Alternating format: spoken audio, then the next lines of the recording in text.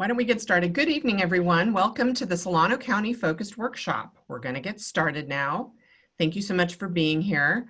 To start things off, I would like to introduce Solano County Supervisor and MTC Commissioner Jim Sparing. He will provide the welcome remarks. Thank you, Ursula. And I too want to wish everyone a good evening. And I'm Solano County Supervisor, and I also serve on MTC as Solano County's representative. And I want to welcome everyone to the Plan Bay Area 2050 Digital Public Workshop. We are all happy you're joining us today for a workshop focused on Solano County. And I want to start off by saying that we hope you, your family, and all your loved ones are healthy and you're navigating through these very challenging times. This workshop is one of 9 county focused workshops we'll be holding.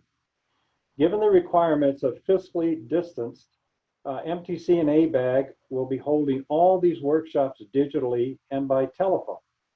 And while some of the information presented today will be about Solano County, we welcome everyone to participate and certainly welcome your comments. Today we'll be seeking input on the Plan Bay Area 2050 Blueprint, a 30-year regional vision that seeks to create a more affordable, connected, diverse, healthy, and vibrant Bay Area for all. The draft blueprint is the first draft of the Plan Bay Area 2050, integrating 25 resilient and equitable strategies that aim to make Bay Area a better place in the areas of transportation, housing, environment, and the economy. The blueprint is a critical step in the Plan Bay Area 2050 process, and we have engaged the Bay Area public over the past 2 years to get input on the strategies we'll be reviewing tonight.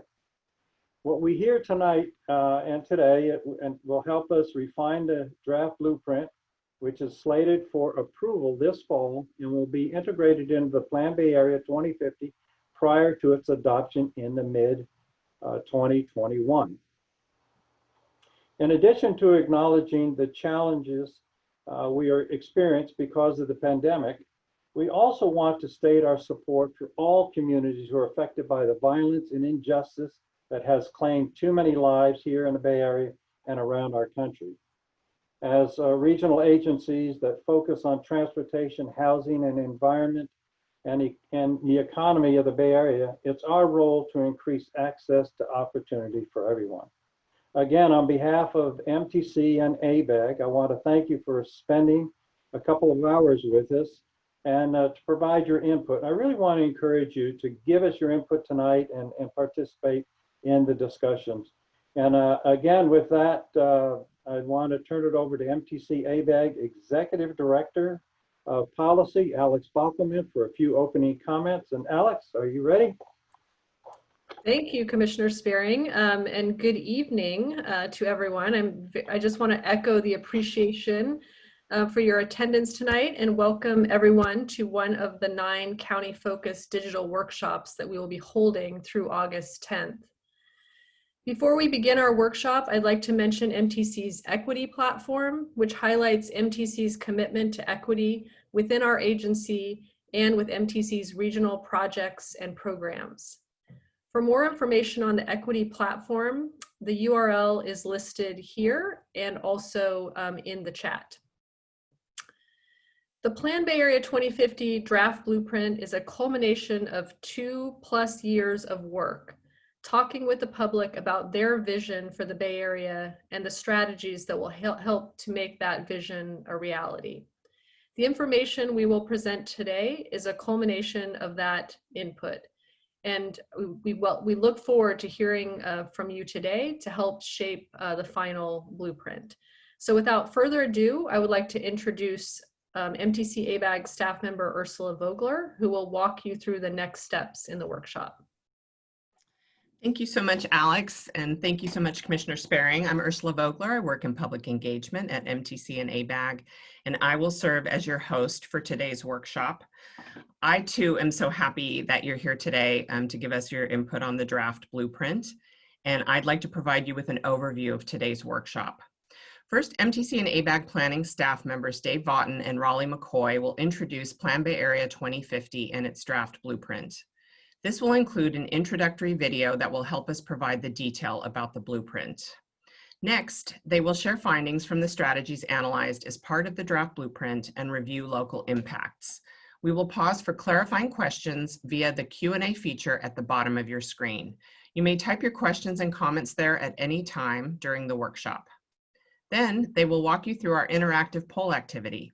This is where we will use the Poll EV program and will explain how to use the program in the next slide. Our planning staff will then highlight important regional programs before moving into the question and answer period. Finally, we will wrap up by providing information about how you can access additional resources and provide additional input.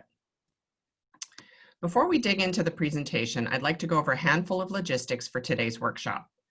I want to note that the workshop is being recorded and the recording will be posted to the Plan Bay Area website.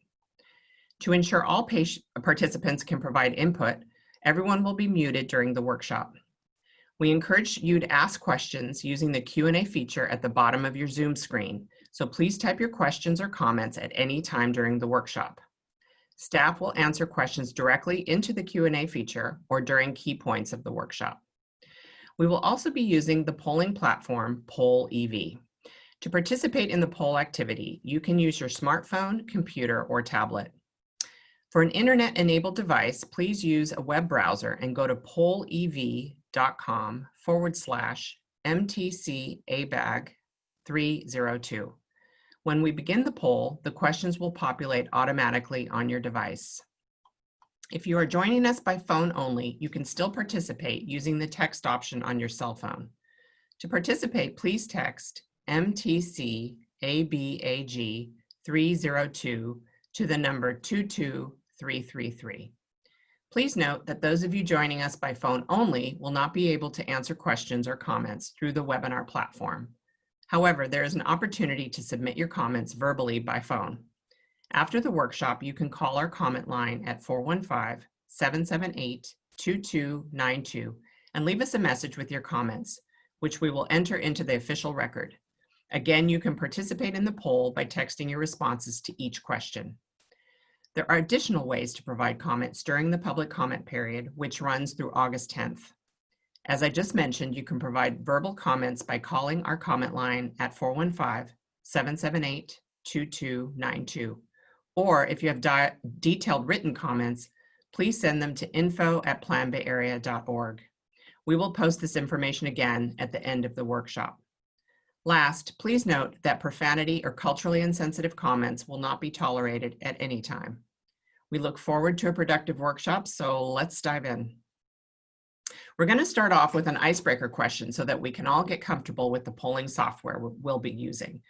Please go to this Poll EV URL in your web browser now, pollev.com/MTCABAG302, or text MTCABAG302 to the number 22333.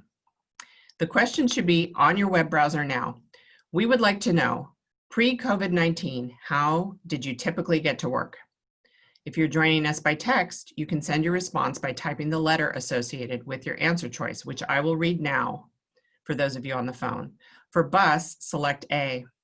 For subway or train, select B. For personal car, select C. For carpool, select D. For taxi or TNC like Uber or Lyft, select E. For bike, select F. For walk, select G. For ferry, select H. And for other or not applicable, select I. And I'll give you a minute to respond. I only see one person, or maybe everyone did not use any of these, which has never happened in our previous workshop. Oh, here we come. Okay. We have some cars. We have a carpool. Okay, ferry, wonderful. Anything else? This is just mostly for practice, so thank you. Oh, carpool got cleared. Personal car grew. Okay, great. I think you have the hang of it now. So I'm going to turn it over to our planning staff, Dave and Raleigh, who will guide us through the content of today's workshop. Dave. Thanks, Ursula. We're excited to be here to talk with all of you about the Plan Bay Area 2050 Draft Blueprint. We've worked to create a more comprehensive 30-year vision for the Bay Area's future, integrating transportation, housing, the economy, and the environment. Today's presentation will first highlight the strategies at the center of the draft blueprint. Second, touch on some of the key regional and county outcomes. And third, seek your input on how to tackle challenges that remain prior to the final blueprint phase. As Commissioner Sparing noted in his opening remarks, the draft blueprint is all about working towards the regional vision of a more affordable, connected, diverse, healthy, and vibrant Bay Area, not just for some, but for all Bay Area residents. Building on top of more than 2 years of work to develop the most resilient and equitable strategies to tackle our region's big challenges, the draft blueprint includes 25 bold strategies to make the region better for the next generation. It's important to underscore that the strategies are not near-term actions or legislative proposals. They are ideas. Ideas for cities and towns, counties, the region, and the state to consider over the years ahead to address challenges across the Bay Area and beyond.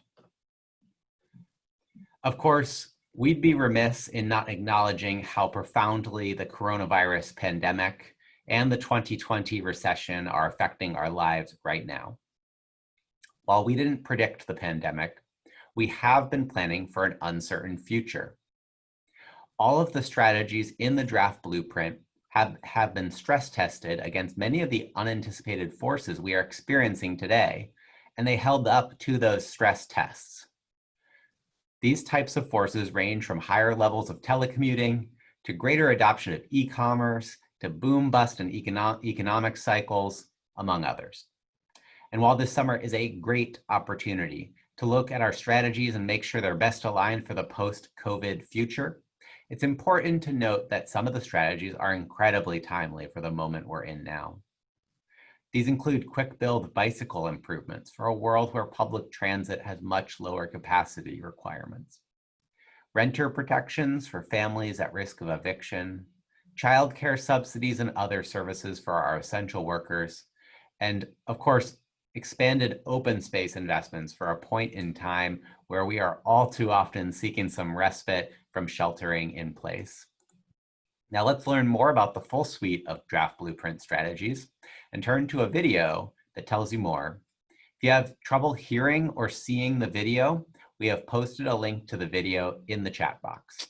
Again, please feel free to enter questions or comments into the Q&A box at any time, and during the presentation, and we will answer them at set points later in the workshop.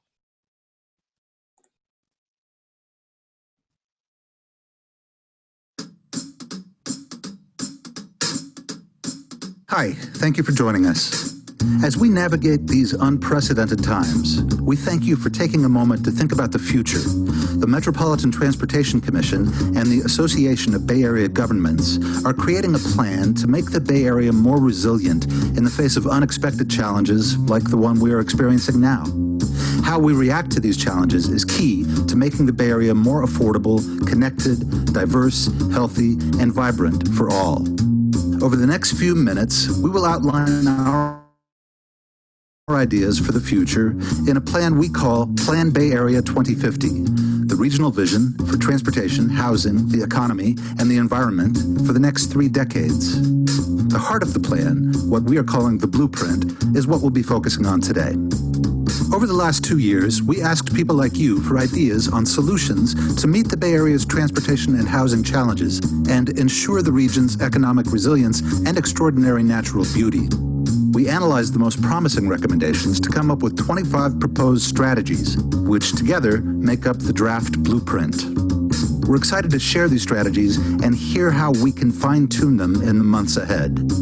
We're looking to improve our transportation system by considering how we can maintain and optimize existing infrastructure, create healthy and safe streets, and enhance regional and local transit. These include integrating fare payment and trip planning for all Bay Area transit agencies, lowering speed limits and redesigning local streets with community input to promote walking and bicycling, including 7,000 miles of new bike lanes and paths, and advancing transit projects with high ridership, such as a new Trans-Bay rail crossing.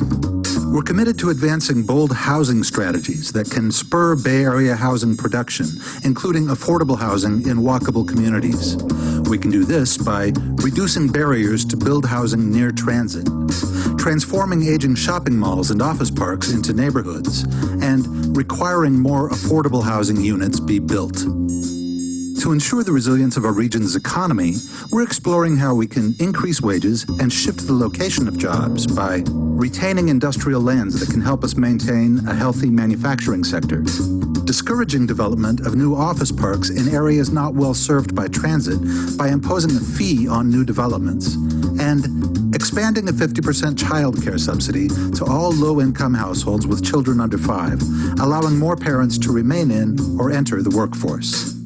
And to protect the natural environment that makes the Bay Area so unique, we are considering how we can reduce risks from hazards and minimize our impact on the environment by adapting to sea level rise in our coastal and bayside communities, expanding our climate program, which implements innovative projects to reduce transportation-related greenhouse gas emissions, and ensuring development is focused within existing city boundaries.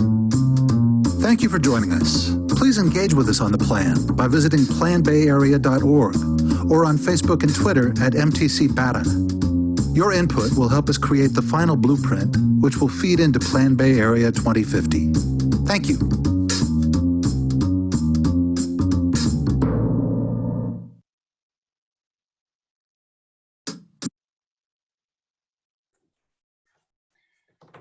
This slide provides a summary of what you just heard. 25 strategies that span transportation, housing, the economy, and the environment. They're clustered under 9 categories, and I'll just go through them briefly. The draft blueprint maintains and optimizes our existing infrastructure for transportation while redesigning our streets and investing in public transit. The draft blueprint also spurs housing production at all income levels and encourages more affordable housing in all communities. It also strives to improve economic mobility through childcare subsidies and jobs programs, as well as through strategies to shift the location of jobs. And last but not least, the draft blueprint invests in sea level rise protections, home retrofits, and protects natural and agricultural lands from development. Ultimately, all of the strategies can work together as a package to make our communities more resilient and equitable in the years ahead. If you'd like to learn more about the strategies in the draft blueprint, check out our website for a convenient booklet describing them. This is not the first time that we've done public engagement for Plan Bay Area 2050. In fact, in fall 2019, in our prior round of outreach, we collected more than 13,000 comments from pop-up workshops across all 9 counties, as well as through an online tool known as the Mayor of Bayville. We were pleased to see the amount of support for taking bold actions to make the Bay Area better for future generations. 90% of the comments we received at that time were supportive of the strategies integrated into the draft blueprint. And we know that your feedback today will make the final blueprint even better, which is slated for release this fall. It's also a great opportunity to focus on the strategies that may best address the needs of the post-COVID era. So let's talk about outcomes. Combined, the 25 strategies make significant progress on some key regional issue areas. Of course, they don't solve all of the Bay Area's problems, and that's why we're gathering here for this workshop, so you can give us feedback on how to move the needle even further. So let's start with some housing outcomes. One notable highlight is that the draft blueprint's housing and transportation strategies would enable us to start reversing the decades-long trend of rising unaffordability in the Bay Area. As of 2015, the average Bay Area household spent 57% of their household income on housing and transportation. But by enabling more housing growth near transit and in communities with well-resourced schools, we're projecting a forecasted reduction by 9 percentage points to 48% of a household's budget in 2050. This reduction is even greater for lower income households, driven by a significant number of permanently affordable units we call deed restricted affordable housing, as well as through income-based discounts for tolls and transit fares.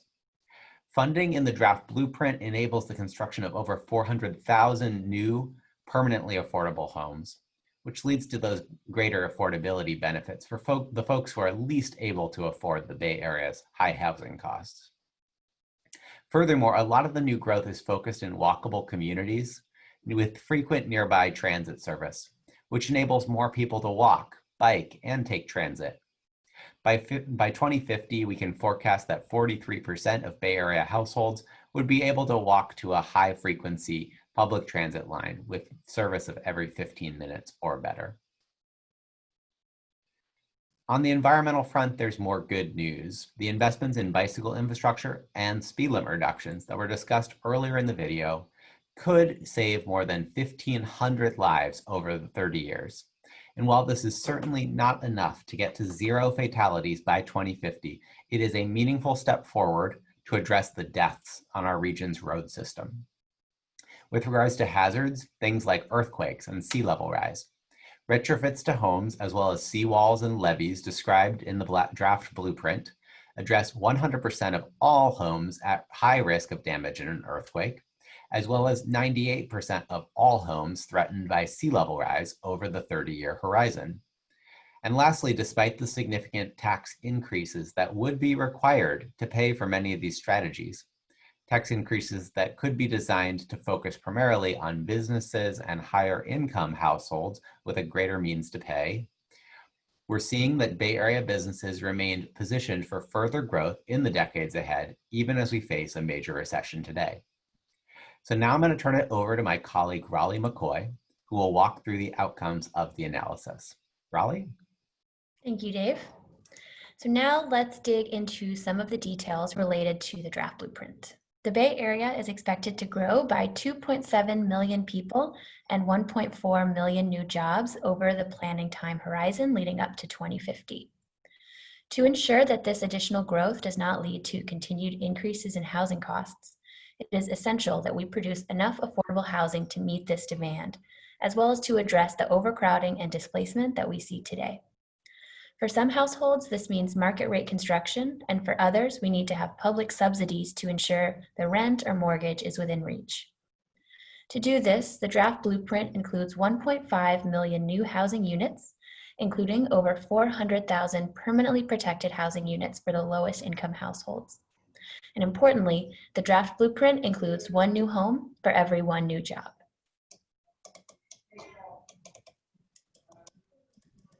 So this slide here shows where that growth might occur with the strategies included in the draft blueprint.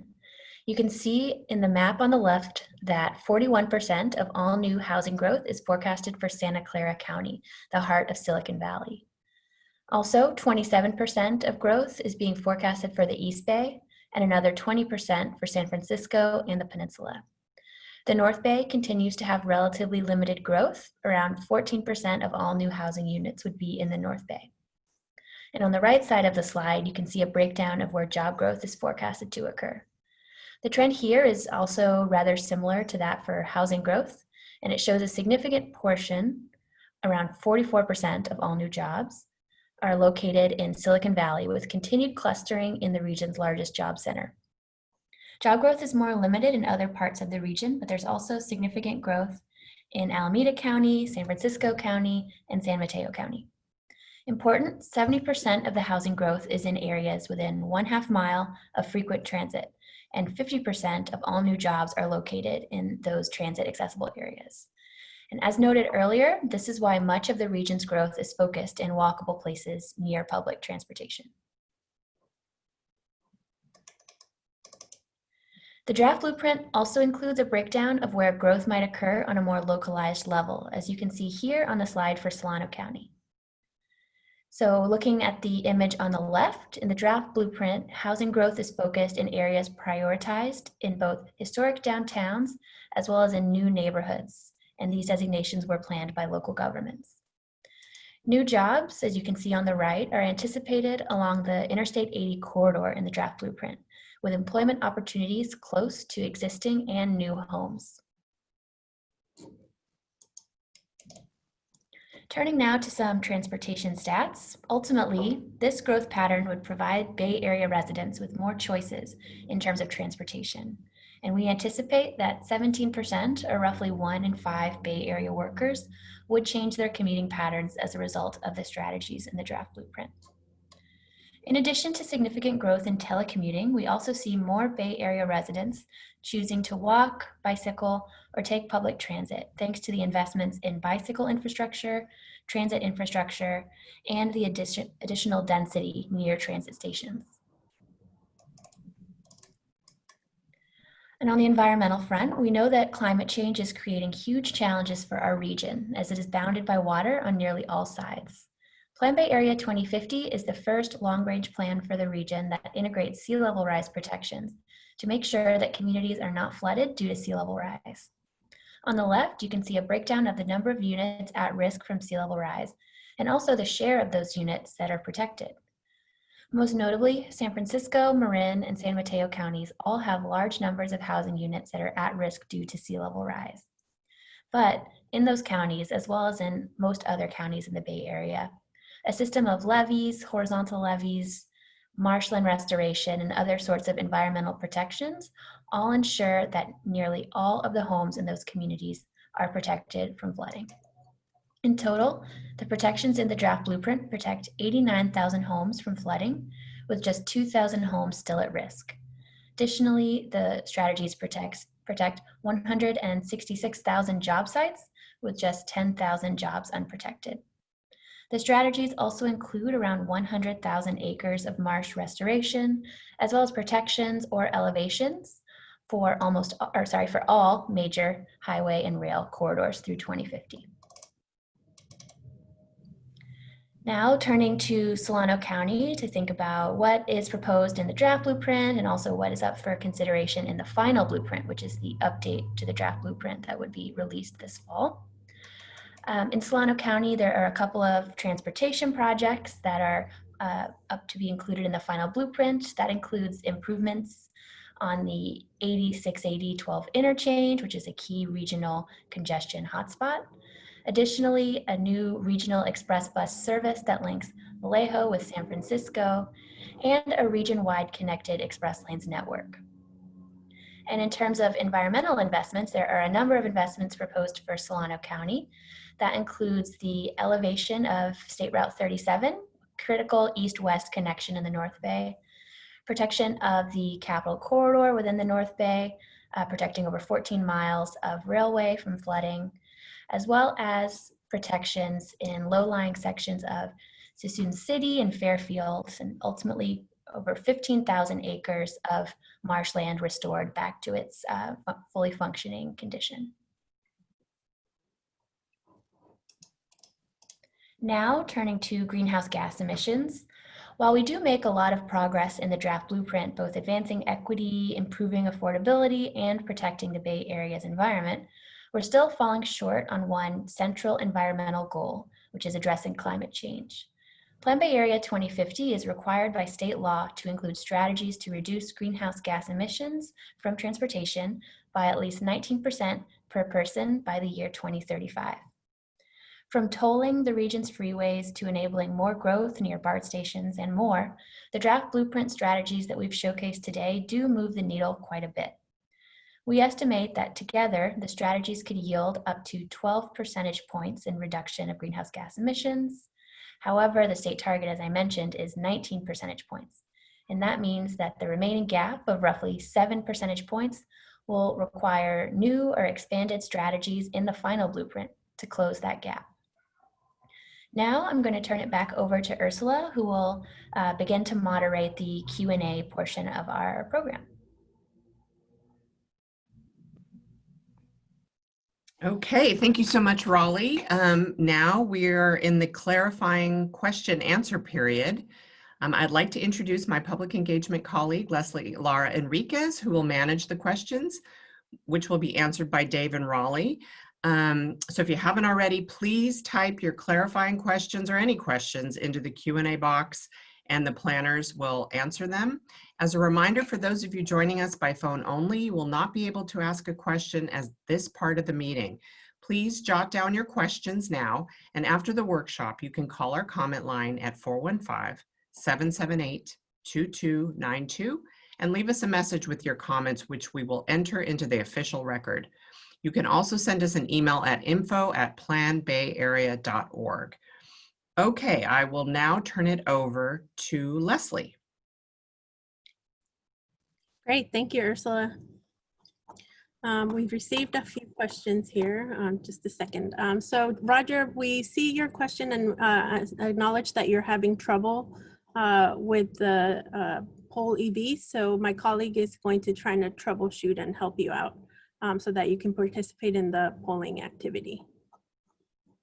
All right. We have one question from Paul. Are you aware of toll mitigations for low-income people in Louisville, Kentucky and Norfolk, Virginia? Thanks, Paul. We haven't explored those specific examples in Louisville or in Norfolk, but we are exploring that strategy in the draft blueprint. So we'll definitely take a look at the case studies you suggested.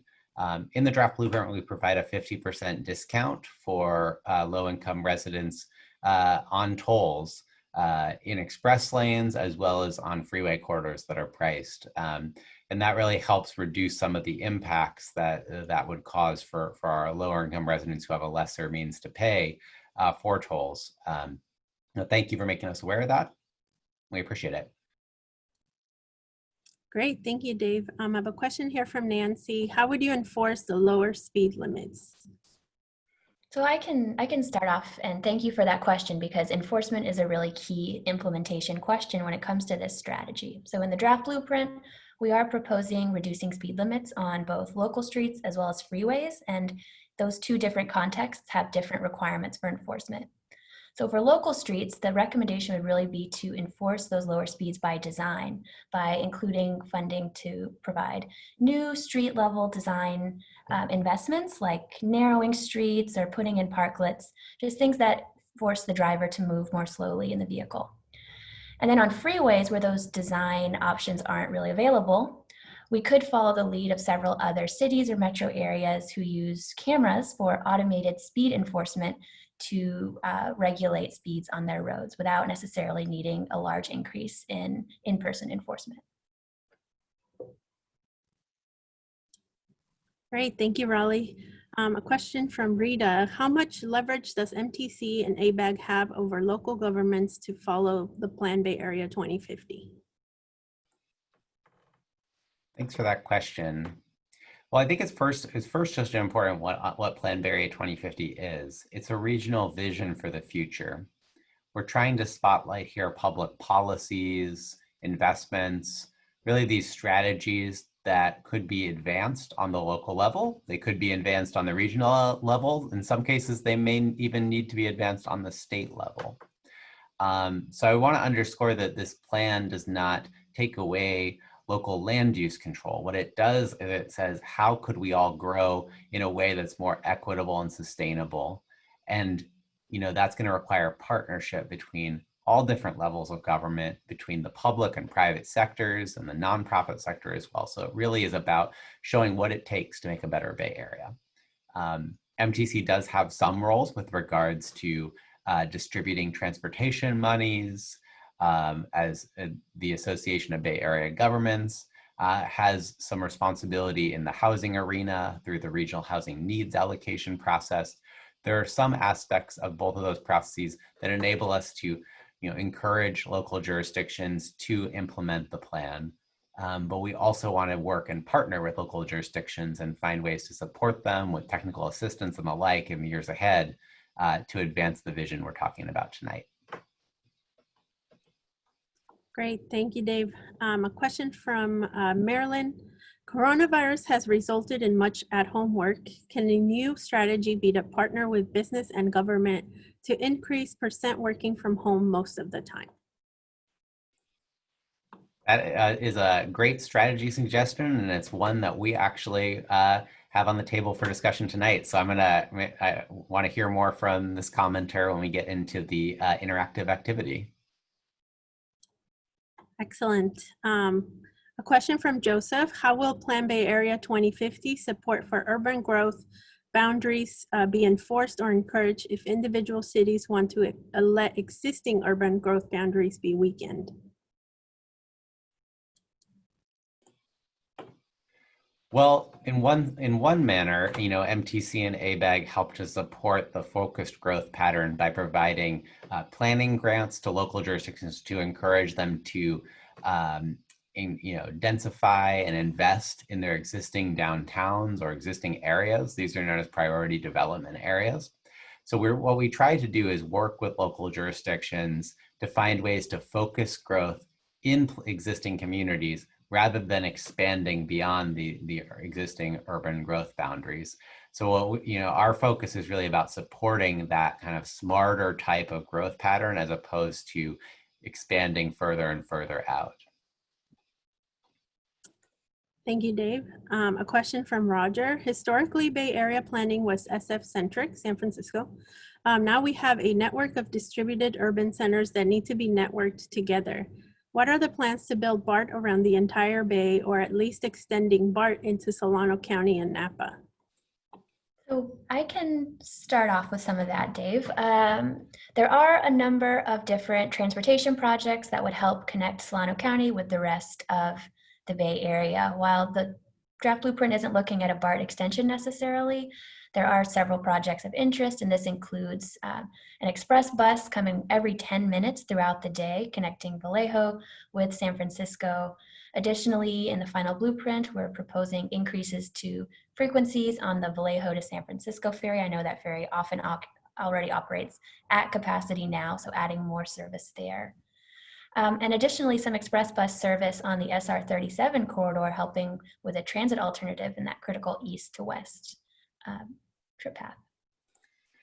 I want to mention one more transportation investment, Raleigh, which is a new Trans-Bay rail crossing. That project may seem very far away from Solano County, but if it's built as a commuter rail service that integrates Capital Corridor, which runs through Solano County down to Oakland and San Jose, that integrates that service with Caltrain, which currently runs from San Francisco to San Jose, that could conceivably provide a one-seat ride from Fairfield directly to Oakland and San Francisco, Palo Alto, and San Jose, which would really be a transformative investment. Obviously a major project, many years away, but as we're looking for 30 years in the future, that's one way that investment really could connect Solano County to a lot more places in the Bay Area by rail. Great, thank you both. We have a series of housing questions here. One from Duane. Where will funding come from for housing affordability? So to build affordable housing, often a whole suite of different monies are put into play. There's existing monies for affordable housing from the federal government. There are some state programs for affordable housing, including from what's known as the Cap and Trade program, which is related to greenhouse gas emissions. There's also private sector contributions from major tech employers who've started to put some money into that arena in recent years. And there are often local and county-specific housing bonds that contribute. To further augment that, we've been exploring additional regional measures for housing. That could be in the form of a bond. It could be in the form of a different type of revenue measure. But those sorts of infusions of investment to build those affordable homes are really critical to move the needle on affordability. Great, thank you, Dave. We have a question here from Paul related to housing and transportation costs. Some commentators have expressed disappointment in the projected 9% decrease in housing and transportation costs as a percentage of household income, with more for lower income people. What is holding us back from lowering that percentage further overall? Thanks, Paul. Well, first of all, I would say those 9 points are a hard-fought victory. I'll note that the previous 2 iterations of Plan Bay Area, not only were we not able to decrease it, we actually projected a significant increase in housing and transportation costs over the planning period. So what you're seeing there is the result of additional housing, a lot more affordable housing, a lot more market rate housing coming into play and helping to bring down some of the housing costs. But we agree, you probably need to go further to make the Bay Area a more affordable place. And that could come through a variety of means. It can come through strategies that might increase income levels across the region, making the household budget larger and increasing the ability to pay. It can come through strategies that reduce the cost of transportation by further reducing fares on our transit system. Or it could come through additional actions on the housing front, more money for affordable housing units, additional actions that place housing in locations where you don't need a car, and thus you're able to not have that as part of your household budget. That brings down those costs as well. So we actually will be talking a bit more on that affordability challenge in just a few minutes. So again, look forward to hearing some thoughts that you might have. Great, thank you. We have a great comment here from Marion about middle income housing and a question. What does affordable housing mean? Historically, it means low income, which is needed, but another priority has become houses which new professionals and other workers can afford. We see houses which are too expensive for them, bringing higher wage earners in from out of the area. Marion, that's a great comment. And that is what's known in the housing sector as the missing middle type of housing. Oftentimes there's housing for those who are lower income, even though there's not enough of it, there is at least some amount of it. But in the Bay Area, we have a large number of units that are really at the highest end of the spectrum. And so I think it's a combination of strategies. We worked in this plan to try to create what's known as more naturally affordable units for those folks by increasing production overall, and especially in places like Solano County where home prices tend to be lower than other parts in the region. So I would say that we really are attacking the housing challenge on multiple fronts: more market rate units, more affordable units, more protections for renters and the like, to try to make housing for folks at each income demographic more affordable. Thank you, Dave. Another question sort of related to transportation. Also, there has always been a need for a regional airport in the North Bay. Thoughts? Well, let's see. The one thought that comes to mind is that while the plan doesn't necessarily look at the topic of airport location, accessibility to airports for Solano County residents would be improved by the Express Bus project that's proposed for the final blueprint, which would link Vallejo with SFO Airport in a one-seat ride. So thank you for the comment on the need for another regional airport near your community. Thank you, Raleigh. We have a question here, which we will talk about later, about jobs, housing, and balance. From Joseph: how does Plan Bay Area 2050 encourage the tech job creating sectors move jobs to Solano County? So there are economic strategies that are designed to better balance jobs and housing throughout the region. However, those strategies were too small to really see marginal gains especially in those high wage job types in counties like Solano County or Contra Costa County. The strategies did yield some movement of tech jobs all the way from Santa Clara County to Southern Alameda County. They made it about 10 miles. They didn't make it much further in our analysis to date. So one of the key questions going forward and the challenge tonight is, if we want to try to further shift jobs and the balance of jobs in the region, what sort of public policies would be palatable to you to further encourage employers to locate more jobs in places that currently lack some of them? Great, thank you. One more question and then a comment. A question from Paul. Underfunded schools in my community of Vallejo is a key driver of poverty and racial injustice. What can this plan do to improve school funding in lower income districts? Paul, you're pointing out a key inequity that exists not just in this region, but across the state and across the United States. Plan Bay Area doesn't have a deep dive section on education as a topic. We continue to broaden our focus, looking at housing and economic development and the environment. But at this point, we haven't done a deep dive in education. What I can say is often some of the most well-resourced schools in our region are places that have been exclusionary for too many people for far too long. And in the draft blueprint, we have been exploring shifting more growth into those communities so that way they become more inclusive places and more people have access to some of the top schools in the region. So that is one way we're looking at the challenge, just knowing that there are educational inequities and there are barriers to accessing those schools. But we take your point, and certainly that is a key issue that folks in the educational sector should be grappling with in the years ahead. Thank you, Dave. And a comment from Marion, 19% reduction in greenhouse gases by 2035 is not enough. Maybe a state goal if it's enough, it's not enough to mitigate static impacts. So a comment regarding our target for greenhouse gas emissions reductions.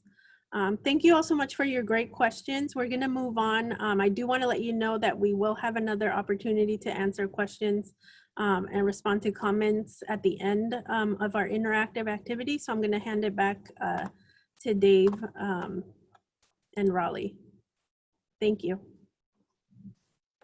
All right. Okay, so now we're getting to the best part of tonight's workshop, which is where we get to hear from you and we get to do an interactive activity where we go through some of the key challenges, what we call the five big challenges with the draft blueprint. We want to tackle these before we get to the final blueprint phase. So to participate in tonight's activity, we're going to ask you to go back to pollev.com/MTCABAG302 on your phone or web browser, and we're going to go through the questions one by one. For those of you participating by phone only, on your cell phone, we want you to send a text message to the number 22333, and in the body of the message, you will want to type MTC ABAG 302 and then hit send. If you're texting, the question will not show up on your phone, so we'll read the question and answer choices for you for each question. So let's get started. All right, challenge number one for this evening, affordable housing. So in the draft blueprint, we brought a number of strategies to bear to try to make the region's housing more affordable for residents. This included allowing a greater mix of housing types and densities in growth areas, funding affordable housing protection, preservation, and production, and requiring developers to build more affordable housing. And yet there are still hundreds of thousands of low-income households living in homes without those sorts of permanent affordability protections. So our challenge here is, how do we create more permanently affordable housing, especially in areas with those high-quality schools, amenities, and transportation options? All right, we want to hear your votes now. So first, we're going to ask you to identify which of these potential strategies should be included in the final blueprint to make the Bay Area's housing even more affordable. You can select as many as you would like, so let's go through them. Press A to invest in constructing more affordable housing units. Press B to accelerate redevelopment of malls and office parks with significant shares of affordable housing. Press C to expand capacity for housing in communities with well-resourced schools and good access to jobs. Press D to advance innovative approaches to reduce housing construction and financing costs. And if none of these strategies appeal to you, you can press E for none of the above. So Raleigh, what are we seeing here? Well, there are a number of strategies that have been getting some votes this evening. Right now, it looks like there's a good bit of interest in our first two strategies, one for investing in just building more affordable housing units, so going above that 400,000 that is proposed in the draft blueprint, but also a good bit of interest in an innovative strategy to help redevelop malls and office parks that are sort of past their useful lives and turn them into walkable, mixed-use neighborhoods. Dave, anything else to add? No, it looks like those two strategies definitely rose to the top here in Solano. A little less interest in the additional housing in those areas with well-resourced schools and good access to jobs. Also would note, that last one there with 20% support about reducing housing construction and financing costs, that has some support this evening. It's definitely one we're very interested in exploring further, given how expensive it is to build housing in the region. If we can bring those costs down a little bit, it can go a long way. Mm. So I think I see the results kind of leveling out here. So I think we're ready to move on to the free response part of this question. All right. So now it's time for you to provide your own ideas for this challenge. Are there any other strategies we should take into consideration to address this challenge related to affordability? Type in your answers now. While you type in your answers, I'll share some of the feedback we've heard from focus groups that we've held in historically disadvantaged communities across the region, including with a nonprofit in Vallejo. Members of the community shared that the affordability challenge isn't just about having the units. There's a lot of work to ensure that folks understand how to access affordable housing that is built. If you don't speak English, or maybe you have a student status, you may not be able to apply for the housing that is deed restricted affordable. There's also a lot of interest in programs that help low-income homeowners buy a home or apartment to provide that path to stability and a known path towards reducing wealth gaps. So with that, Raleigh, are we seeing some initial responses from our audience tonight? Yeah, we are, and please keep them coming in, everybody. These two are great, right, that we have so far. So the first one was a comment to really try to cut down on some of those permitting costs and red tape that it takes to get construction permits approved. And that is a strategy that we've studied in previous iterations of Plan Bay Area to really streamline the development process, particularly in priority development areas or locally nominated areas for growth. So that is something I think we'll definitely be continuing to pursue in the final blueprint. Raleigh, I see one commenter has mentioned changing building codes to allow those manufactured multifamily housing units.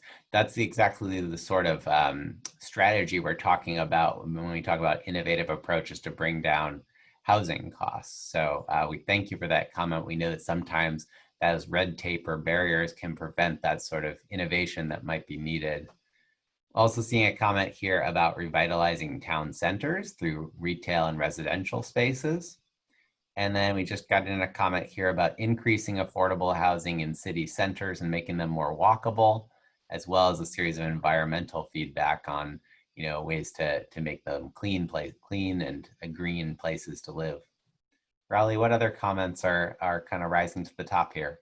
Some other innovative approaches for reducing housing cost burden coming in, including an emphasis on more shared housing, as well as tiny houses. And a related topic is the accessory dwelling unit or the in-law or granny flat.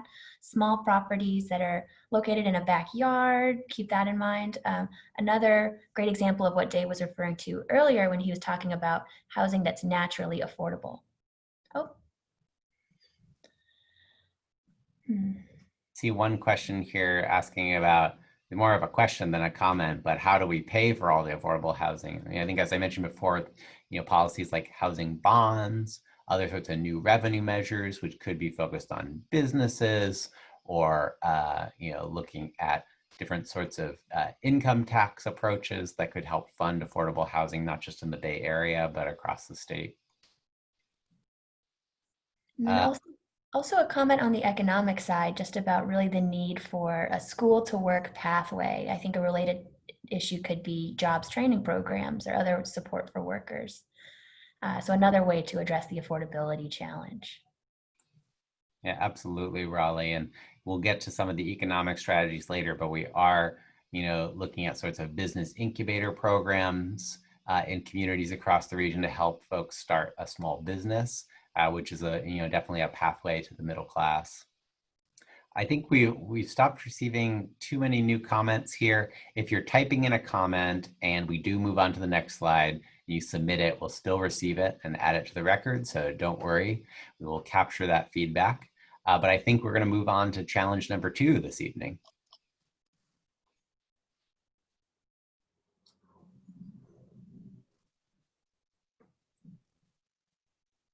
Okay, that is me. Challenge number 2 relates to transportation, traffic congestion, and transit crowding. So in the draft blueprint, there were a number of strategies that sought to help reduce the traffic congestion that was such a part of everyday life in the Bay Area, particularly in the pre-COVID-19 era, as well as that difficult transit crowding problem, especially during the peak commute period. And some strategies that were integrated into the draft blueprint for study included advancing a small set of high ridership transit projects that were shown to advance equity and serve lower income riders in particular.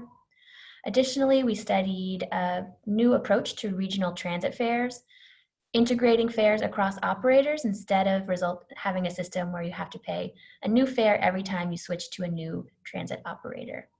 And additionally, another strategy that was studied in the draft blueprint included introducing tolls on freeways that are already congested today and, very importantly, that have a high quality transit alternative. So primarily those corridors that parallel BART or Caltrain. However, even with those strategies implemented by the year 2050, our analysis showed that traffic congestion and transit overcrowding continued to be issues and were continuing to get worse on many freeway corridors and transit systems. So the challenge that we are here to seek your input on tonight is how can new or expanded strategies alleviate traffic congestion on suburban highways and reduce overcrowding on bus and rail lines in the Bay Area? So now it's time to vote again. We have your options on screen for you. Please identify which of these potential strategies should be included in the final blueprint to alleviate traffic congestion and reduce overcrowding on transit in the Bay Area. And I will read those options aloud now. To implement all lane tolling on high traffic freeways with transit alternatives, select A. To invest more in world-class bicycle and pedestrian infrastructure to make it easier to reach local destinations without a car, select B. To build more express lanes with robust express bus services, select C. To redesign public transit systems to provide more seamless transfers and focus service on high-frequency routes, press D. To extend regional rail services to new communities and increase the frequency of service, select E. To widen highways and expand interchanges to yield short-term congestion relief, select F. And if none of these strategies are appealing to you for this challenge, select G. So Dave, what are we seeing so far? Well, it looks like the strategy that is the highest level of support is redesigning public transit systems to provide those seamless transfers.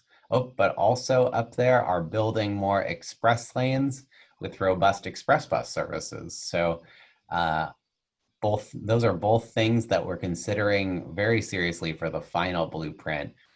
Some of those express lanes with some major express bus investments along I-80 in Solano, but also really taking a chance to think about how we can not only make the transit system more seamless from a payment perspective, but also from a rider perspective with timed transfer hubs between operators. It looks like express buses is now taken, express lanes and express buses is now in the lead as the most popular strategy here. Anything else you're noticing here, Raleigh? Well, not very much or really any support for the idea to do all lane tolling on high traffic freeways with transit alternatives here tonight in Solano County. Also on the roadway front, not seeing very much support in those highway widenings and interchange projects that would yield relief in the short term, but may not last for the entirety of that planned period. All right, we'll give everyone another few seconds to type in their final responses here. And I think now we'll move over to the free response section. Take it away, Raleigh. All right. So now we want to hear from you if there are any additional strategies that weren't on that previous slide that you would like us to consider as we think about how to address this challenge of congestion and transit crowding. Go ahead and get those responses coming in now. And while we receive those responses, I'll follow Dave's lead and I'll share a little bit of information that we heard from those focus groups that we held earlier this spring. When we spoke with the focus groups about transportation issues in their communities and in their daily lives, we heard a lot of support for projects that were relatively low-cost solutions to irksome problems facing people as they move around the Bay Area on a daily basis. And this is really contrasted with some of the higher cost, big ticket items that are proposed for the draft and final blueprint. So some of the priorities that we heard were things like making sure that elevators at train stations were working so people didn't have to walk to the other end of the platform or even go to another station to access an elevator. Additionally, we heard interest in just making sure that transit service is really clear on when the next vehicle is arriving so people aren't just waiting. And we also heard more about the transfer experience, really just a desire to have those transfers from, say, a bus to a ferry be a lot more seamless. So Dave, I see that we have some responses that are coming in. Yeah, one commenter is saying we should have toll mitigation for low-income commuters. We agree. And actually MTC will be doing a pilot of what's known as a means-based toll, or basically a discount for lower income folks on one of the express lane corridors in the region in the next few years. So that's going to be an exciting opportunity to see how that sort of approach would work to offset and make our transportation system more inclusive regardless of how much you earn. Also saw a comment here about more purposeful working from home. So I think we'd love to get feedback on how we can encourage more people to work from home. So look forward to your suggestions there.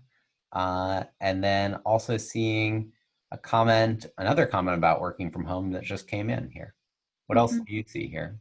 I see a good comment about encouraging more carpool or van pool. That was an area where we didn't really move the needle very much in the draft blueprint. We didn't get very many more people carpooling. So that is somewhere where we could maybe put a little bit more emphasis to help try to reduce emissions that way.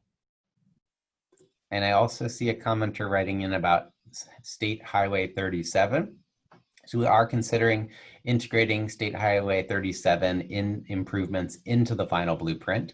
And that would include means-based tolling, so those discounts for lower income commuters, because we know how many low income commuters are traveling across that corridor to jobs in Marin and Sonoma counties. And so that mitigation is really important. Also see a comment here about clean transportation, electrifying transportation. Those are all things that we have integrated into the blueprint. We'd love to hear more when we get to the greenhouse gas emissions challenge in a few minutes. Also seeing a comment about some amenities that would really make a difference at transit stations, including charging for electric vehicles as well as secure bike parking. So I think those are both great ideas to help make transit more attractive and help with that first last mile connection, as we call it, how people get to and from a transit stop. I think we got a comment that came in here that's really relevant to the jobs housing balance topic we'll get to. Maybe I'll just suggest to the commenter who's asking to direct more good paying jobs to Solano, how do you propose that we do that? We've explored a number of different things, from tax incentives to impact fees that so far haven't led to major changes to the future forecast for Solano County jobs. So we'd be interested in hearing if you have some public policy ideas for us to consider that might encourage that to happen in real life.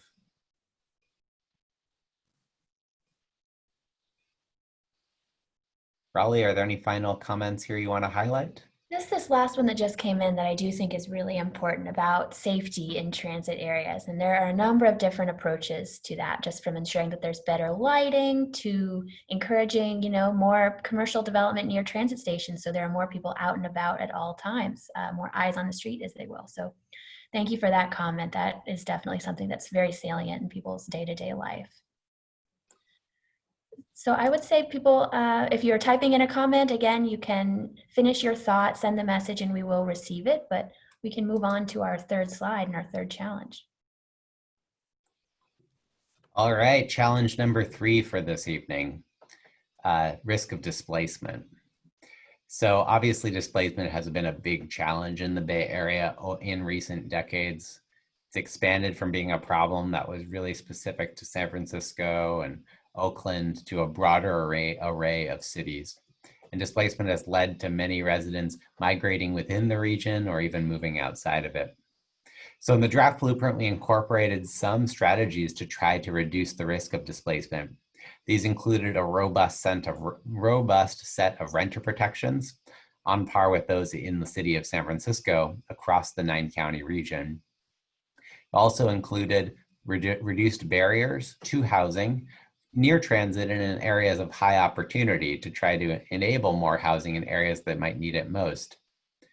And we included expanded childcare support for low-income families to make sure those families could continue to work, continue to earn, and perhaps continue to remain in place in their communities.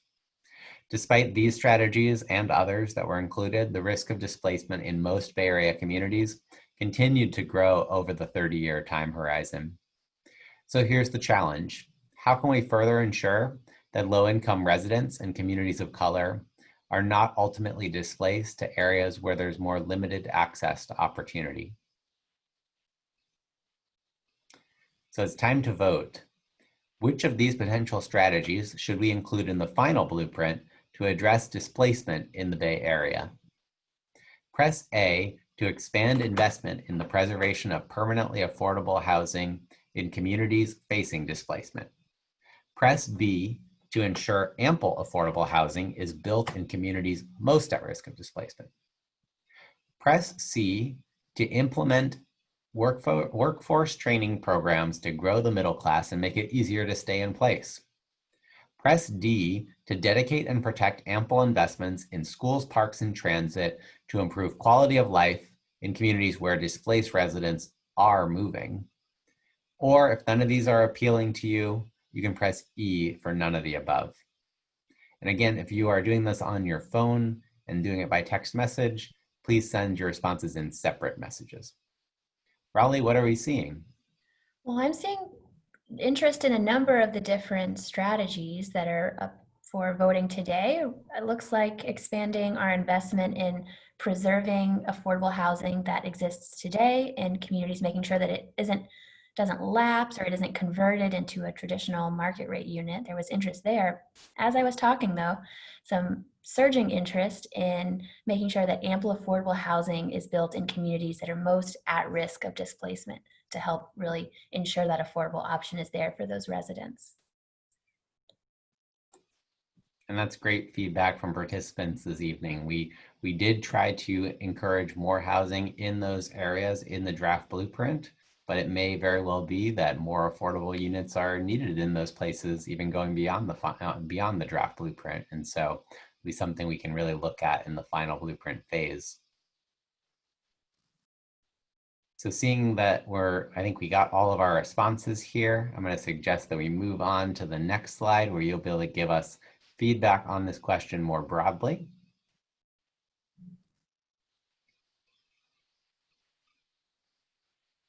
So what other strategies should we take into consideration to address displacement risks in the Bay Area?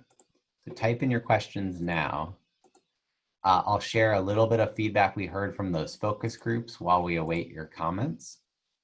One thing we heard from our focus groups was that many folks with a poor credit history need to have a means to rent in their community, and that can create some real challenges. We also heard that it's important that there's accessible legal support, so renters are aware of their rights, and this may help reduce the risk of displacement somewhat. So I think we're still waiting for some suggestions and strategy ideas to address displacement risks in the Bay Area. So we'll pause and let you type those in.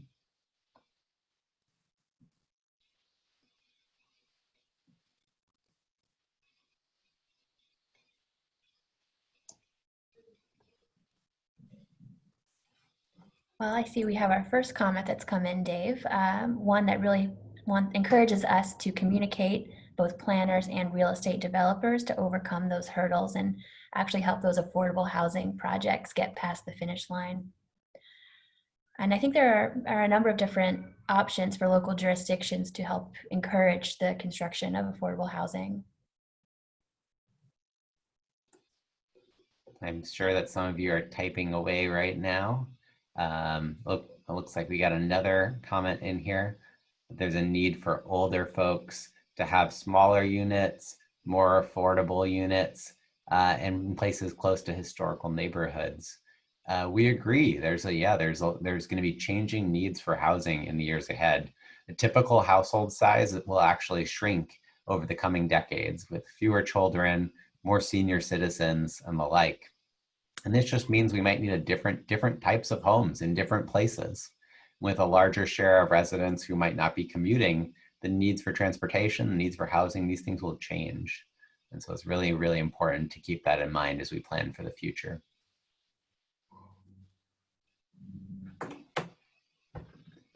So we'll give you a little more time to type in your comments now. We recognize this is a very significant challenge. There are not a lot of easy solutions to this challenge, so you may be typing away. Raleigh, it looks like we got another comment here. And this one seems to be targeted around encouraging home ownership, which has been a historical path to wealth creation over the past century in our nation. So this one seeks to create a down payment program to help renters advance into home ownership. And there are a number of different very specific policy proposals listed in here as well. So thank you for so many ideas and for such specific ideas. This is really helpful. I think we got kind of a comment / question here about the need to communicate what PDAs and PPAs are. We're really in the acronym world here, so we apologize. Let me clarify for those who don't know what those are. Those are priority development areas and priority production areas. They're basically locally identified places for housing and industrial growth, respectively. And those are usually chosen through a public process, and they get approved at a city council meeting before they get sent along to us here at the regional level. Really reflections of kind of focused locations for future growth.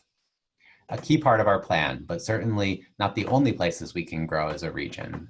So that's important to keep in mind. Dave, another comment coming in, really important foundational piece about the need to consider the historical bias against people of color and address it. And we agree completely that that work is long overdue. And another great observation that came in here is about Solano County is often the place where people get displaced. And we see that in our displacement data, those migration trends within the region, and that the affordable housing problem in San Francisco and the peninsula, which is extremely acute, is becoming the problem in Solano County as well. So thank you for that feedback. I think we'll give you a few more seconds to type in your thoughts here. Again, if you are typing a long comment and you don't finish by the time we move on, we will capture that when you send it along. So I'll turn it back over to Raleigh. All right. So again, just thank you everyone for the ongoing participation. This has been really great feedback that we've gotten so far. So thank you. Our fourth challenge for you today relates to greenhouse gas emissions, particularly from transportation, but also, greenhouse gas emissions can come from many other sources as well. And when it came to reducing our climate emissions from transportation, there were a number of different strategies that were studied in the draft blueprint. And that included the strategy that was referenced on an earlier slide about the per mile tolling on congested freeways that have those quality transit alternatives already in place. But we also included the study of what would happen if the region added over 7,000 miles of bike lanes or protected bike paths like you would find in a park. Additionally, also looking at the impacts of reduced speed limits so that vehicles were driving at more efficient speeds. And on the land use front, also looking at the impacts of allowing both a greater mix of housing types and densities near frequent transit to help encourage more transit use. But with all of those strategies in place, the draft blueprint still only got us halfway to our state mandated emissions reduction goal. And that means there's significant work that still remains to be done as we prepare for the final blueprint. And the challenge that we would like your input on today is, how do we further reduce transportation-related greenhouse gas emissions to reach critical climate goals? And now we have the polling coming up. So please identify which of these potential strategies should be included in the final blueprint to reduce our climate emissions in the Bay Area. And your options are: expand electric vehicle and charging infrastructure subsidies, especially for low-income households. You can select A for that. To postpone highway widening projects until a greater share of vehicles are electric, select B. To charge parking fees to disincentivize driving, putting that fee revenue toward bicycle giveaways and free shuttles, select C. To require employers to implement mandatory work from home policies 2 to 3 days a week, select D. And if you don't support any of these options, select E. So Dave, what are you seeing in our poll results so far? Well, it looks like Solano County residents are very interested in electric vehicle subsidies, as well as those mandatory telework policies. They seem to really pulling away ahead of the pack compared to some of the other strategies in play related to highways and parking. And this really, this feedback is consistent with what we've seen in other counties, strong interest in electrification of our transportation system. And especially in this COVID environment, thinking about how we can push further on telework in the post-COVID environment, kind of keep some of the benefits we've seen of high levels of telecommuting and reduced traffic congestion as a result.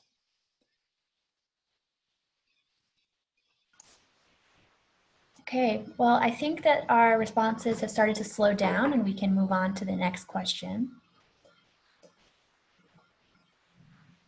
All right, so now again, expanding your thoughts, thinking a little bit bigger and more outside of the box. Is there anything else that we should take into consideration to address climate emissions in the Bay Area? And while those responses start to come in, I can share some from our focus groups and their thoughts on the environment strategies within Plan Bay Area, both this GHG question, but also more broad comments as well. So from our focus groups, we heard that there was a key interest in making sure that open space was accessible to all residents, especially open space that's within walking distance. So you don't necessarily need a car to get outside and just get a breath of fresh air, something that is all the more important now that many of us are sheltering in place. Additionally, we also heard interest in more eco-friendly community amenities, things like community gardens to help reduce the vehicle miles traveled of your food, or promoting reliable clean energy systems for residential properties. And Dave, it looks like we've got some of our responses coming in. Yeah, a lot of good feedback here. Interest in solar powered EV charging stations. That sounds pretty exciting. Also helping low-income homeowners install solar. Although solar energy, we can't count that in terms of our transportation greenhouse gas reduction requirement. We are really interested in strategies to reduce other types of greenhouse gas emissions as well. So thank you for that feedback on solar. Also seeing some feedback rally here about more locally sourced food. That's another way to help reduce the goods movement related greenhouse gas emissions. Mm-hmm. And another comment on utilities as well, a community clean microgrid that would help share the cost of solar and batteries. Also a very resilient way to make sure that you maintain power even in the event of a hazard. The microgrid's a great alternative. And an interesting transportation related idea, a fleet of self-driving cars available for citizens who don't want to own a car. That is an interesting idea. Cars sit dormant 95% of the day, so that is a very interesting idea. Other comments coming in, noting that internal combustion cars will take a long time to be phased out, with electric cars being expensive. I think that's part of the logic behind increasing those subsidies for electric cars, so they aren't so expensive, and so that way they become a more viable option. And that's exactly what one of our commenters just mentioned: make EVs more affordable to a larger section of the population. And commentary on charging stations, which we know there still are not enough charging stations in the region, even as they become more common in parking lots across the Bay Area. Further investment is probably needed, especially in multifamily housing complexes. Support here for a strategy that's actually already in the draft blueprint. It's been one of the most popular, I would say, when speaking with members of the public. Conversion of underused shopping centers to efficient housing, something that we're already studying in the draft blueprint and are carrying over into the final blueprint. But those are great redevelopment sites. I think we'll maybe showcase a few more of these, Raleigh, and then move on to the final challenge, and seeing a suggestion about neighborhood shuttles connected to transit centers, subsidizing regenerative agriculture, and electric farm equipment. That's a really interesting suggestion. It's not something, again, that's in the transportation sphere as much, but there's obviously a lot of different contributors to our climate challenges. So that's great feedback. I think we'll move on. Again, type in your final thoughts here on our climate change challenges here in the Bay Area. Obviously, we need to bring a lot of different strategies to bear on this challenge, given that we have some significant ground to make up in the final blueprint. And someone just said, walkable cities. Indeed, that is a good point. So that brings us to the fifth and final challenge for all of you this evening, and that's the jobs housing imbalance. And I think this topic is especially relevant for Solano County, which has historically had more housing than jobs, and a lot of residents have had to commute out to Sacramento or to other counties in the Bay Area. So we did try to take some serious strategies in play to address the jobs housing balance in the draft blueprint. We were directed to study impact fees on new office developments as a means of discouraging clustering in job-rich locations, and to really capture those transportation impacts that those office developments would have on communities across the Bay Area. We also included strategies to retain key industrial lands, including in a number of locations in Solano County that could be opportunities for middle-wage job growth. And we included incubator programs in economically challenged areas. An example of this is an incubator program that was explored on Mare Island in Vallejo. And yet, despite these different strategies, it just wasn't enough to shift jobs to some of our housing-rich places. And the jobs continue to are forecasted to continue clustering in Silicon Valley and San Francisco, far from many existing residents, especially for Solano County residents. So here's the challenge. How could more ambitious economic strategies be employed to shift jobs closer to existing housing-rich communities? So first, we're going to ask you to identify which of these potential strategies we should include in the final blueprint to adjust the jobs housing imbalance. Press A to increase fees that discourage development of new office parks in job-rich, auto-oriented places. Press B to expand business incubator programs to create new small businesses in housing-rich communities. Press C to prohibit construction of new office buildings in communities that have many more jobs than homes. Press D to provide tax subsidies for employers who relocate middle-wage jobs closer to affordable housing. And press E if none of these strategies are appealing to you, or if you don't feel like this challenge is significant. Well, Dave, our responses are coming in, and one is clearly the most popular with our participants tonight, and that is this strategy to provide tax subsidies to employers who relocate those middle-wage jobs closer to where the affordable housing is. Clearly resonating with our participants today. That's right, Raleigh, and we've heard this from other counties as well. Of course, the big challenge with tax subsidies is they require tax revenues to help offset them. So that can be a challenge for some of our communities to provide those sorts of subsidies. Whereas some of the other policies we talk about today would not have such a significant impact. Looks like also there's some interest in the business incubator programs, which we think is a really exciting idea to create small businesses across the region and really try to encourage them to locate in places where there are more limited job opportunities. But thanks for that feedback on this question. I think we'll move on to the free response section for this final challenge. So do you have other strategies that we should consider to address the jobs housing imbalance in the Bay Area? I guess I'll note a few of some of the feedback we did receive from our focus groups was really about the importance to consider the types of jobs we're trying to create in the Bay Area, not just tech jobs, but middle wage jobs as well, that really provide the pathway to the middle class for so many of our residents. So that's something that we are keeping in mind as we go forward with the process.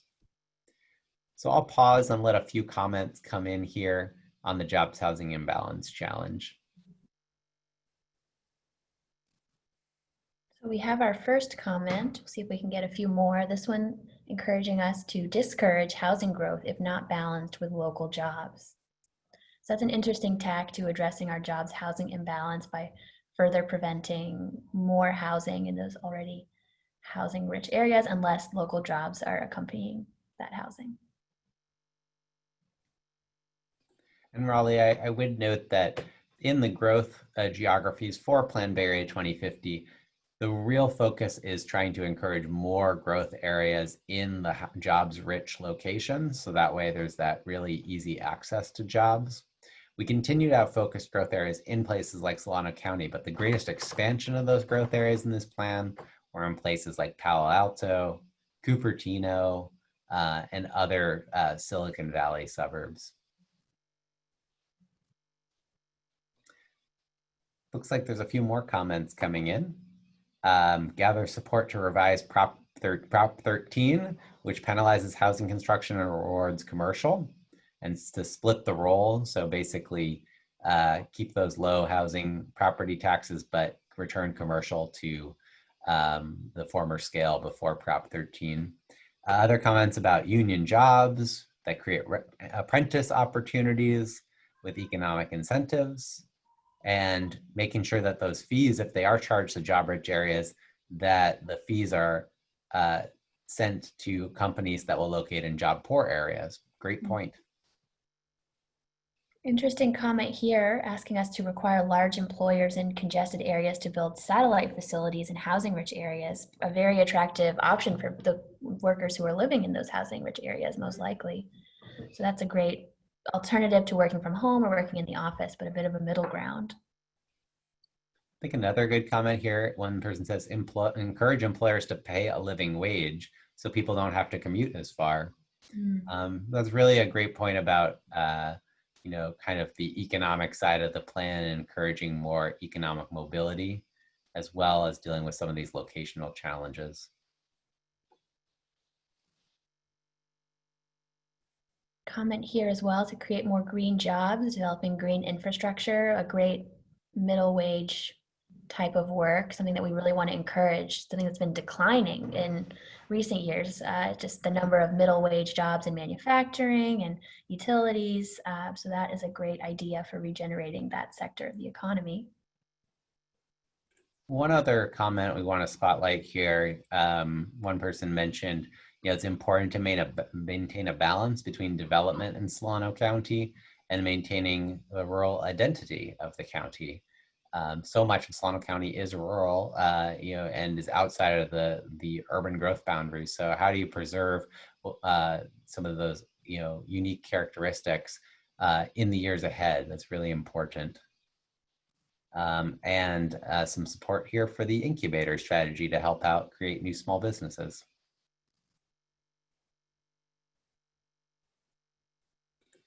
So I think we'll let you finish your thoughts and type in some additional comments. on the jobs housing imbalance and what strategies we should employ to try to encourage jobs to shift within the region. And with that, I'm going to turn it over to Raleigh for our final polling question. Okay, thank you, Dave, and thanks again, everybody. We have our final question for you here on the slide now, and we're asking you to choose the 2 challenges that we highlighted for you today that you think are the most urgent to be addressed in the final blueprint. Again, we're asking you to really, I know all 5 of them are very serious, but to select the 2 that you think we should focus on the most. And your choices are housing unaffordability, which is A, congestion and crowding, which is B, displacement, C, climate emissions is D, and the jobs housing imbalance is E.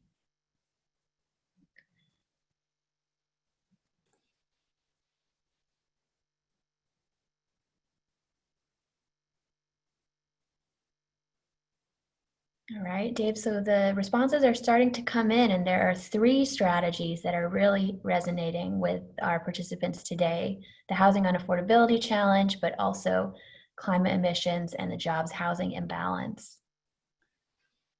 Interesting that the congestion and crowding challenge is not seen as a priority in the group, but it's good to know. I think the interesting thing here, you know, housing unaffordability and climate emissions have shown up as the top 2 challenges in almost all of the counties to date. But Solano County residents appear to, attending today, really feel that the jobs housing imbalance needs to be dealt with. And that's very different than what we've heard in some of the other counties in the region.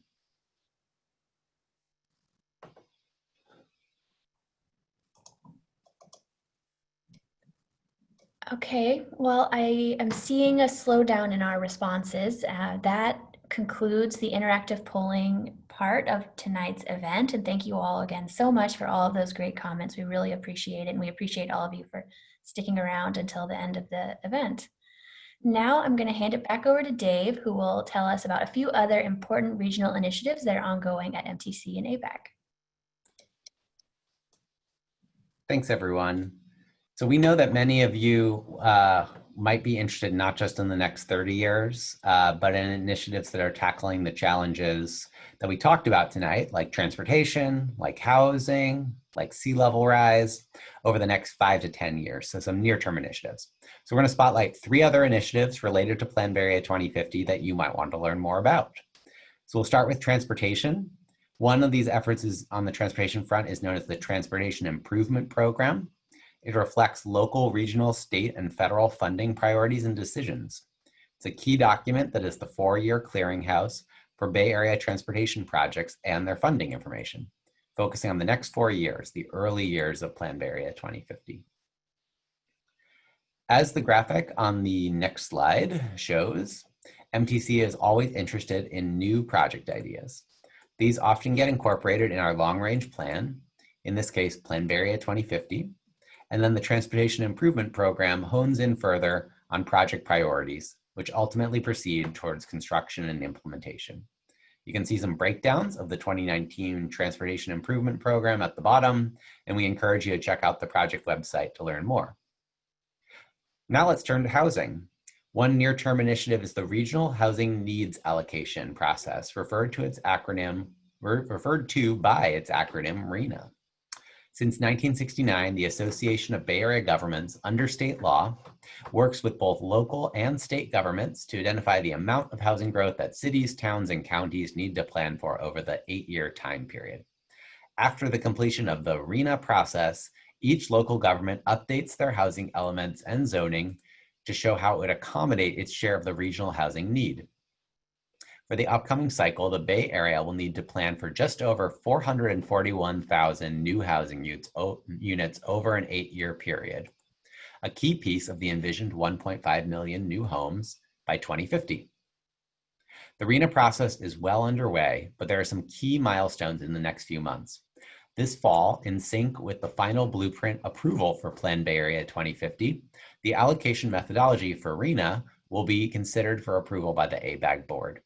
And it must be consistent with the blueprint that you've heard a bit about today. Further steps will be taken in 2021, leading to a final allocation and then updates to local housing elements by January 2023 in many Bay Area cities and towns. Check out the project website to learn more. Finally, I'll note that 2 of our regional partners, the Bay Area Air Quality Management District and the Bay Conservation and Development Commission, have programs related to air quality, climate change, and climate resilience. The Air District creates the Clean Air Plan, last approved in 2017, and they offer grant programs for local jurisdictions, businesses, and the public to improve air quality, ranging from clean vehicle rebates to clean cars for all. The Bay Conservation and Development Commission has a new program called the Bay Adapt. It's a 6-month effort to develop and adopt a regional strategy to protect from rising sea levels. As we integrated sea level rise into Plan Bay Area 2050, we've been working closely with the Bay Adapt team to understand both the impacts of sea level rise as well as the types of strategies needed to protect our region's shoreline. For more information, check out the websites shown on your screen. And now I'll turn it back over to Leslie, who will facilitate our final Q&A. Thank you, Dave and Brawley. For the remainder of our time here today, we will read more of the questions from the Q&A box, and we'll ask Raleigh and Dave to help us respond. So if you haven't done so yet, please continue to enter your questions and comments, and we will try to get to as many as we can. As a reminder, for those of you joining us by phone only, you will not be able to ask a question as part of this meeting. Jot your questions down now, and after the workshop, you can call our comment line at 415-778-2292 and leave us a message with your comments, which we will enter into the official record. You can also send detailed written comments via email to info@planbayarea.org. Okay, it looks like we have a question and a comment. So please, if you have any more, please enter them into the Q&A box now. Question from Dwayne. We see a lot of demand for warehouse space, which does not bring jobs. Any thoughts on how to focus on jobs over warehouses? So a few thoughts there. First of all, creating jobs or shifting jobs, it's not easy. Communities across the region have economic development teams that are working to do just what you're saying. One of the things that I would note, in addition to industrial to warehouse jobs, those sorts of industrial zones can also be opportunities for manufacturing or other types of light industrial uses. And so the priority production areas, which were integrated into the draft blueprint, remain places not just for warehousing, but also for those sorts of opportunities as well. But as we think about maybe higher wage jobs, it's important to create places that those sorts of employers might want to locate in. And so as we think about the types of employers that you might want to attract to Solano County, it's important to think about the types of downtowns and communities, the types of zoning that enables the development that might be most appropriate for those uses, and the like. So there's no magic solution to trying to shift jobs through the region. It is challenging, but we're exploring a wide suite of strategies, from incentives to fees to limits on job growth in other parts of the region, to try to ensure a little bit more balanced distribution of jobs, especially those medium to high wage jobs. Great, thank you, Dave. I just want to say we have about 15 minutes of comments and questions that we can do right now. So if you haven't done so already, please enter your questions and comments into the comment box, the Q&A box, excuse me. We have an excellent comment from Dwayne. Let's reverse the historical racial bias that prevented people of color from buying. And I'm assuming he means homes.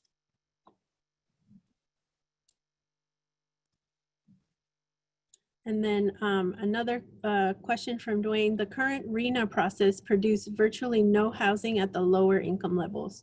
What will be different in the next iteration? Dwayne, that's a great question. Our region isn't unique in terms of having challenges producing affordable housing for lower income households. but there are some key actions that are being taken through this RHNA process. So one is the amount of housing that will be zoned for at each of the different income levels is significantly higher. And this means that communities will really have to look at sites, make sure that they're sites that are actually viable for development, and rezone them so that we create more places that are easier for affordable housing developers to locate new projects. There's also new revenues in play. Not only are those private sector contributions, but many counties have passed housing bonds or other sorts of measures that have augmented affordable housing in recent years.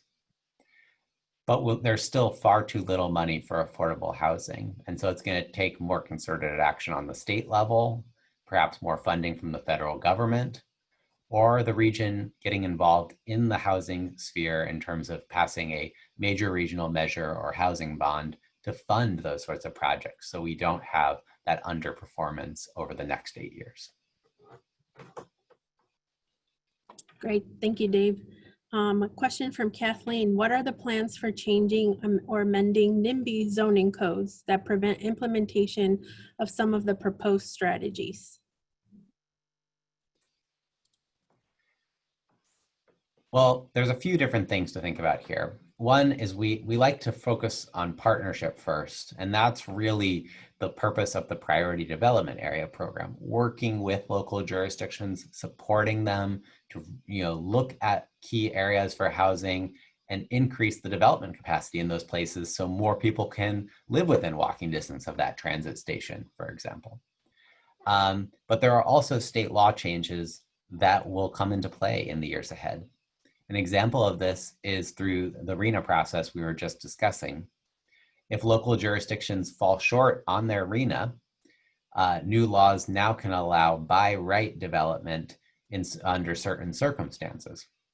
That would enable developments to be built in places that have historically resisted new housing, especially housing for lower income demographics. And so those laws may play a key role in terms of shaping where and how much housing gets built in the region over the course of the next decade. Great, thank you, Dave. Another question from Rita. Governor Newsom has made affordable housing a key issue. Can we get any support from the state? I would note that the state has contributed more money on the affordable housing front in the last few years, even with budget cuts that are likely to happen for California in the coming months. The governor has continued to prioritize the retention of those housing grant programs to help local jurisdictions implement the regional housing needs allocation we've been talking about. And so there's a continued emphasis, at least at this point, on the state level to making sure those housing monies continue. But of course, we need to have our economy recover, so our tax revenues also recover to create more revenues to put into play to advance those housing goals. Thank you, Dave. Another question from Dwayne. Schools have been disconnected from land use planning. Is there any regional effort to look at this? I'm going to turn this question to my colleague Raleigh to answer. Thank you, Dave. So this is a great question. School capacity is one of the key issues when it comes to growth in housing. From the regional level, this hasn't been an area where we have asserted very much effort yet, but this is a really important consideration and one that I think would be great to tackle in the implementation plan, which talks about how we actually move forward on some of the strategies in the blueprint.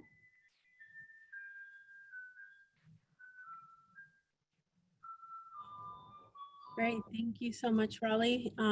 We don't have any more questions, so we're going to go ahead and close the meeting. Want to thank you very much for your input. We have captured all the poll results, your questions and your comments, and all of the input that we received today will feed into the blueprint and also be presented to our commission and ABAG executive board members in September. I will now turn it back to Ursula, who will wrap up the workshop. Thank you so much, Leslie. Thank you, Dave. Thank you, Raleigh. And thank you all for spending time with us today and providing your input. I wanted to take a few minutes more to tell you what's next for Plan Bay Area 2050 and the draft blueprint. And I also want to remind you of the ways that you can provide additional comments. Next steps for the draft blueprint include continuing public engagement through the public comment period, which ends on August 10th. The Commission and ABAG Board will take action on the final blueprint this fall. Selection of the preferred environmental alternative takes place by the end of 2020, and adoption of Plan Bay Area 2050 is slated for fall 2021. To get additional information on the plan throughout the process and the draft blueprint, please go to planbayarea.org/blueprint for more information. There you can access background information and reports, such as the reports highlighted here. You can also access the blueprint video at planbayarea.org/blueprint. In addition, if you have more input to share, we want to hear from you. You can send written comments by August 10th via email to info@planbayarea.org. As we've mentioned a few times, we have a comment line. If you'd like to leave a verbal comment, please call 415-778-2292. Finally, we also have an online form for you to provide written comments on our Plan Bay Area 2050 website. Go to planbayarea.org/blueprint and go to the public comments page. You will see the form there. So thank you again so much for spending your valuable time with us. We know this is a very difficult time for so many of us, and we truly appreciate your participation today. If you would like to share anything else, please email us again at info@planbayarea.org. And if you know of someone who would like to participate but could not attend today, video of this presentation will be posted and a link to the survey you took today will be available, so please spread the word. We will also be hosting 2 more virtual events like this next week for other Bay Area counties, along with a region-wide telephone town hall in English and in Spanish this weekend, and go to the website for more information. And as a final reminder, the last day to comment is Monday, August 10th. Thank you again for your participation in this workshop, and have a wonderful evening.